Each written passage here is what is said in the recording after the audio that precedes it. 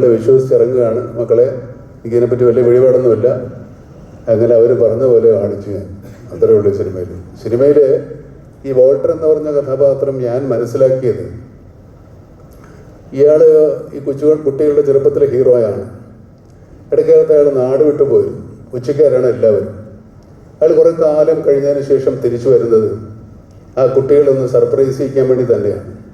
പക്ഷെ അവരന്ന് കണ്ട ആ വേഷത്തിലും രൂപത്തിലും അന്ന് ഇയാളുടെ ഇവിടുന്ന് പോയ കാലത്തുള്ള കൊച്ചി ഭാഷയൊക്കെയാണ് ഇയാൾ സംസാരിച്ചുകൊണ്ടിരുന്നത്. അത് വന്നതിന് ശേഷം ഒരിക്കലും അവർക്ക് അവരുടെ ഐഡൻറ്റിറ്റി പോകാതിരിക്കാൻ വേണ്ടി ആ ഭാഷ സംസാരിക്കാനും ആ രൂപം വരുത്താനും ഒക്കെ ഞാൻ ശ്രമിച്ചിട്ടുണ്ട്. അത് ഇപ്പം കൊച്ചിയിലുള്ള ഭാഷയിലല്ല അയാൾ സംസാരിക്കുന്നത്, കുറേ കാലം മുമ്പുള്ള കൊച്ചി ഭാഷയാണ് സംസാരിക്കുന്നത്. അപ്പോൾ ചിലപ്പോൾ ഇപ്പോഴത്തെ പിള്ളേർക്ക് ചിലപ്പോൾ ഇത്തിരി കണക്ഷൻ പോയെന്ന് വരാം, പക്ഷേ അതങ്ങനെ കണ്ടാൽ കണക്റ്റ് ആകും.